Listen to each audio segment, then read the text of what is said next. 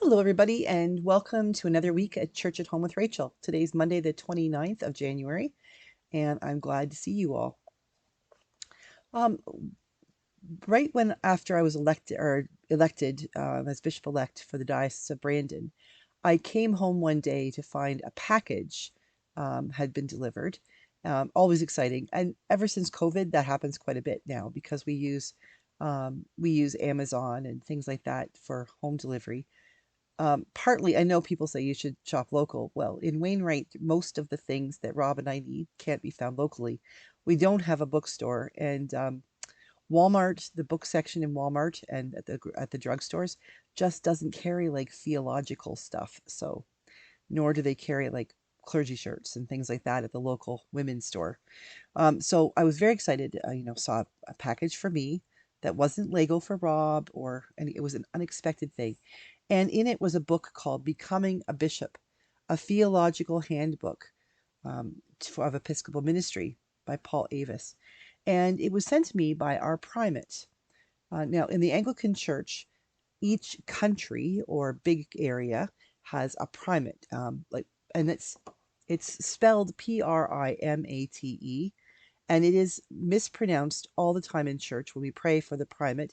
Quite often they refer for the primate. No, our primate is not an ape, not a chimp. Our primate is a person, as the Archbishop of, in this case, Canada. In the United States, the primate is referred to as the presiding bishop, and that is Archbishop Curry and Michael Curry, and he is an absolutely amazing preacher. If you haven't heard Michael Curry speak, you need to Google him.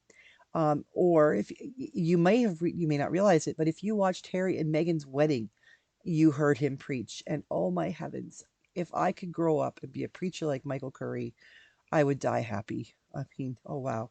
But our primate, Linda Nichols, who was a suffragan bishop in Toronto and was the diocesan bishop of Huron before she was elected archbishop, sent me this book as a little sort of a primer, as a way to begin putting my toe um, into what it is to be a bishop. And that was just the beginning of an onslaught of incredible uh, incredible encouragement and emails and phone calls and text messages from bishops across this country encouraging me and congratulating me and offering me help. One of the bishops, the Bishop of Montreal, even loaned me a surplus, sorry, not a surplus, a Rochet Schmear for my consecration in case mine don't come in. People have just been astoundingly supportive. And it's, when you go to work and you realize that your coworkers, the people, even if you don't see them, you live, provinces away from them, are that supportive, you're in a good place. Well, Linda Nichols sent me this incredible book, and I'm reading it slowly because I'm trying to absorb what it says. But something really struck me when I first started reading. It says here, bishops, like all Christians, are lifelong learners. That becoming a bishop is an ongoing task of spiritual, theological, and moral formation. It always remains unfinished business. I'm so glad to hear that, because that means that all of those bishops that have gone on before me, who sit in House of Bishops, they don't know it all yet either, and they're continuing to learn, and that's very helpful. And it goes on then to say a bishop's calling involves a lifelong process of conversion. Saint Anthony, the founder of desert spirituality, said, "Every morning again I say to myself, today I start." And as I do this work of in between, of being the rector of Dayspring Ministries and archdeacon of rural ministry in the Diocese of Edmonton, and also doing work as bishop elect for the Diocese of Brandon, I am incredibly aware of how much I don't know and how much I need every day to start anew. Reading that every morning again, I say to myself, today I start. How many times in your life, I know it's an incredible number for me, but how many times in your life have you realized that you just need to take a deep breath, shake off the dust of yesterday, and start fresh? to start anew. That doesn't mean that you don't finish up the things that are sitting on your desk that you haven't done, or the projects out in the garage that still need to be completed, things like that. But you just sort of need to take an internal sweep of your brain and your heart and say, you know what? I can't be overwhelmed by what has not been done, or what I've done before and that didn't work out, or, you know, I need to begin and afresh and look anew at whatever it is I'm looking at.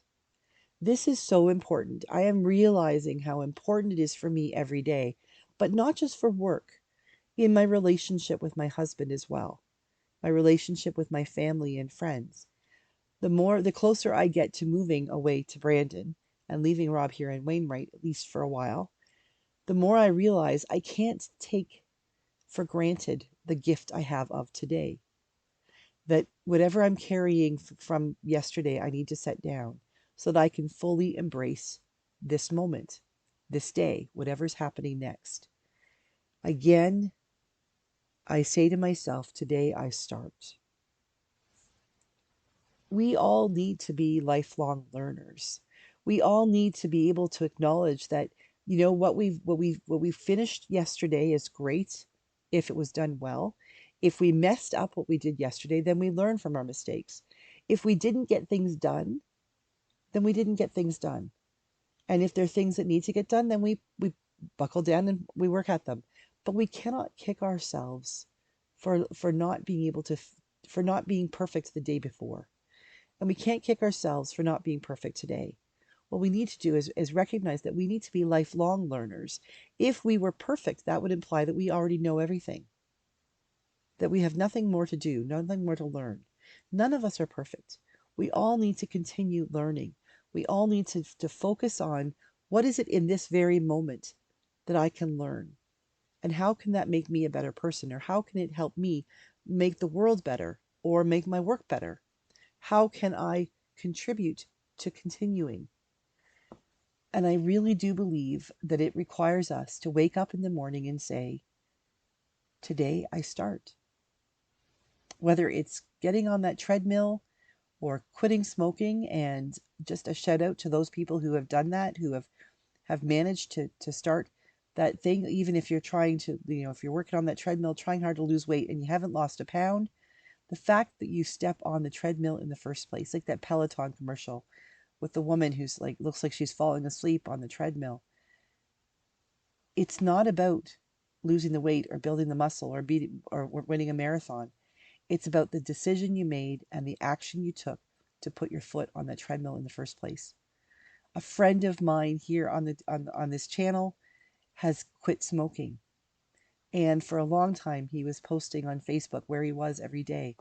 And he's done an incredible job, not to mention the money he saved and the length of life of he's added on to the length of his life. The fact that he tried every day because he believed in himself, because he believed he was important enough to do that. That's incredible. Every day, I need to wake up and say, today I start. Doesn't mean that you failed yesterday. Maybe yesterday you started and you did perfectly, you did exactly what you wanted to do. That's awesome. Today is a new day. Today I start. Bishops, deacons and priests, bankers, teachers, garbage picker-uppers, babysitters, dog walkers, every one of us, we need to be lifelong learners. We need to begin every day saying to ourselves, today I start. Today I will learn a new thing. Today I will appreciate. I will give back. I will do what I'm called to do because today I start. So I invite you today to start, and tomorrow and the day after that. Be a lifelong learner. Be a lifelong teacher as well. Help others to realize that wherever they are now is where they are, and celebrate that, and then move on from there. Thanks for starting my week with me. Thank you for being here as we start our day. And thank you for being you as you start your day. Celebrate who you are. Celebrate who you are as a lifelong learner and as a lifelong teacher. And celebrate the gift that this day is for you. God bless. I will see you again tomorrow for Church at Home with Rachel.